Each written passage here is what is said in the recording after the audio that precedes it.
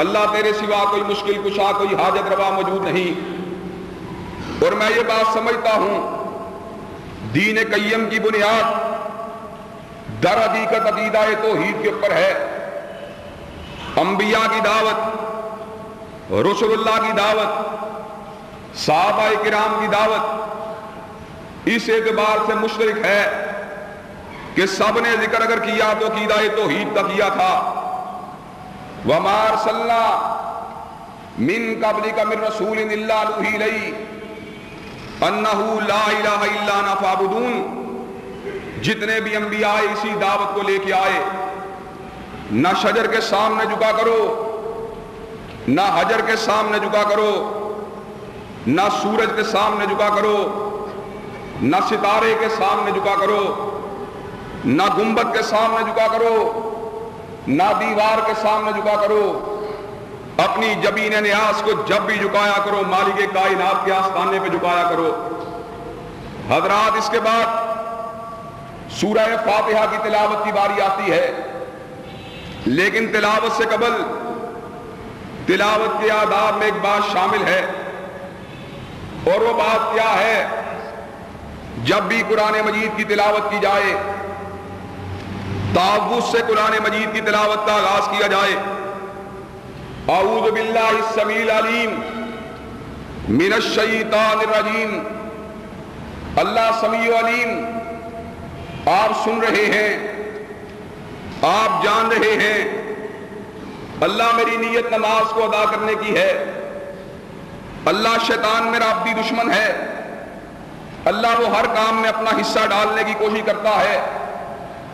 اللہ وہ ہر کام میں D track کرنے کی کوشش کرتا ہے۔ اللہ وہ ہر کام کو گڑبڑ کرنے کی کوشش کرتا ہے۔ اللہ آپ سمیع علیم ہیں۔ اللہ اگر آپ ہمیں پناہ نہ دیں، ہم ساری زندگی کوشش کرتے رہے، شیطان لعین سے پناہ حاصل نہیں کر سکتے۔ شیطان لعین سے پناہ حاصل کرنا یہ قرآن مجید کی تلاوت کے آداب میں سے ایک بہت بڑا ادب ہے۔ جب آپ نے شیطان لعین سے پناہ حاصل کر لی، آپ باقاعدہ طور پہ سورہ فاتحہ کو آپ نے اللہ تبارک و تعالیٰ کی بارگاہ میں آ کے تلاوت کرنا ہے۔ اور حدیث آقا میں یہ بات بالکل واضح طور پہ موجود ہے، لا صلاۃ لمن لم یقرأ بفاتحۃ الکتاب۔ اس شخص کی نماز نہیں ہوتی جو اپنی نماز میں سورہ فاتحہ کی تلاوت نہیں کرتا۔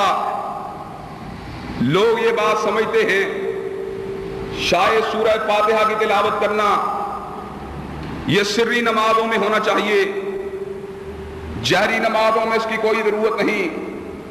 حضرات گرامی قدر، میں اس اشکال کو دور کر دینا چاہتا ہوں۔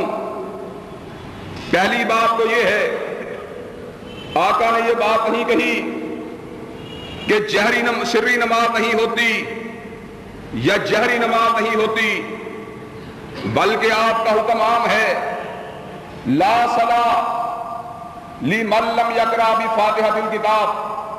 کوئی نماز نہیں ہوتی جس میں سورہ فاتحہ کی تلاوت نہ کی جائے۔ کوئی سے مراد کیا ہے؟ کوئی سے مراد یہ ہے نماز فرد کی ہو، نماز باجماعت ہو، نماز مسافر کی ہو، نماز مقیم کی ہو، نماز خوف کی ہو، نماز جنازے کی ہو، نماز استسقاء کی ہو، نماز سورج گرہن کی ہو، نماز چاند گرہن کی ہو۔ کوئی نماز نہیں ہوتی جس میں سورہ فاتحہ کو تلاوت نہیں کیا جاتا۔ حضرات گرامی قدر، اور جہاں تک بالجہر کا مسئلہ علیحدہ ہے، اس مسئلے کے اوپر بھی غور کر لیجئے۔ آقا علیہ الصلوۃ والتسلیم فجر کی نماز کو پڑھا رہے تھے۔ فجر کی نماز کو پڑھنے کے بعد آپ اپنے صحابہ کی طرف متوجہ ہوئے، اصحاب کو مخاطب ہو کر یہ بات کہی، میرے صحابہ، جب میں قرآن مجید کی تلاوت کر رہا تھا، کیا آپ بھی میرے ساتھ قرآن مجید کی تلاوت کر رہے تھے؟ صحابہ کرام رضوان اللہ علیہم اجمعین نے آقا علیہ الصلوۃ والتسلیم کو اس بات کا جواب دیا، ہاں آقا ہم بھی آپ کے ساتھ قرآن مجید کی تلاوت کر رہے تھے۔ کہا تمہارے قرآن مجید کی تلاوت نے میری قرات کو بوجھل کر دیا، چنانچہ جب میں قرآن مجید کی تلاوت کروں تم نے تلاوت نہیں کرنی سوائے ام الکتاب کے، سوائے سورہ فاتحہ کے۔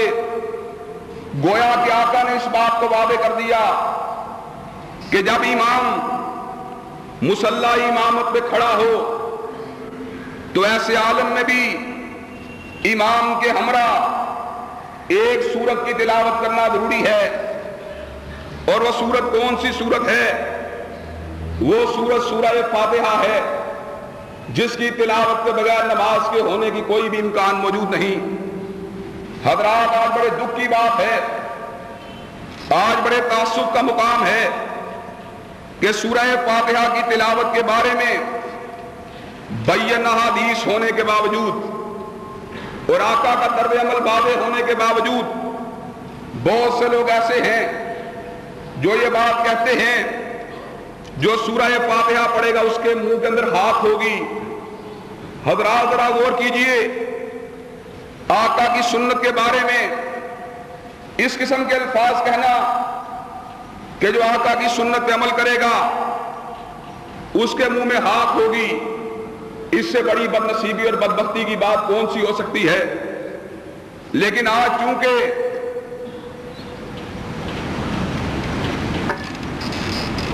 ہوائے نفس کا دور ہے، آج چونکہ خواہشات کی پیروی کا دور ہے، آج چونکہ منمانیاں کرنے کا دور ہے، آج چونکہ آقا کی حدیث کو چھوڑ کر اماموں کی بات کو ماننے کا دور ہے، آج چونکہ سنت کے مقابلے پہ اپنے مکتب فکر کے علماء کو ماننے کا دور ہے، اس لیے لوگ سورہ فاتحہ کو پڑھنے کے اوپر توجہ نہیں دیتے۔